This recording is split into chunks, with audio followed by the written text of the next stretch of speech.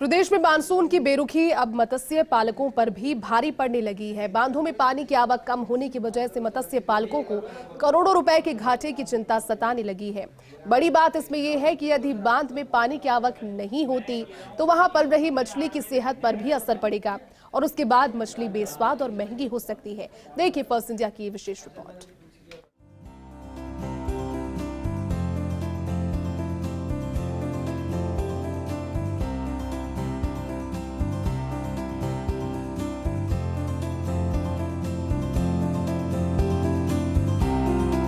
प्रदेश के करीब 1200 छोटे बड़े बांधों में मत्स्य पालन होता रहा है और इस बार भी मानसून की शुरुआत से पहले ही मत्स्य पालकों ने 30 करोड़ से अधिक सीड डाला और उम्मीद थी कि 3 माह की झमाझम बारिश से मछली के बच्चों की ग्रोथ अच्छी होगी।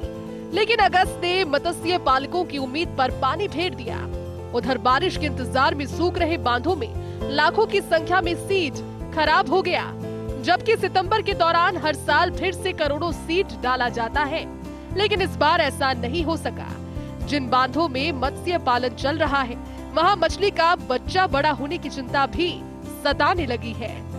यदि मछली का बच्चा बड़ा नहीं होता तो उसका स्वाद भी खराब होगा और इस बार बाजार में मछली कुछ महंगी हो जाएगी। राजस्थान के कुछ क्षेत्र में बारिश हुई है, जैसे सिरोही, पाली, उस क्षेत्रों के बांधों में पानी आया है और राजस्थान में अधिकतर बांध लगभग सूखे पड़े और कुछ बांधों में जिनमें पानी आया है जिसमें मत्स्य पालकों ने लगभग 30 से 35 करोड़ रुपए का सीड डाल दिया है और अब वो कुछ बांध तो बिल्कुल सूखने के कगार पर है और कुछ बांधों में अगर पानी बचा है तो उसमें मछली ग्रोथ नहीं कर पाएगी, जिससे मत्स्य पालकों का भारी नुकसान का सामना करना पड़ेगा। प्रदेश के 1200 बांधों में किया गया मत्स्य पालन मई से ही शुरू कर दिया गया था। बांधों में सीड डालना अब तक डाला जा चुका है 30 करोड़ सीड। इस महीने बांधों का जल स्तर नहीं बढ़ा तो होगा करोड़ों का नुकसान। करीब 1 साल में 1 किलो की हो जाती है मछली।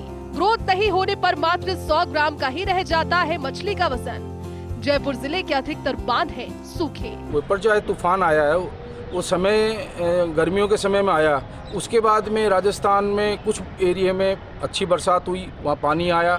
लेकिन अभी जो जुलाई अगस्त में जो मेन ग्रोथ का टाइम होता है, राजस्थान में बारिश ना के बराबर हुई है और अगस्त में तो 80-90 साल का भयंकर सूखा पड़ा है। इससे मछली पालकों को काफ़ी नुकसान होगा। एक ये स्थिति है। दूसरी स्थिति, इस साल जो हमारी टेंडर प्रणाली रही है वो बहुत ही बेकार रही है मछली विभाग की।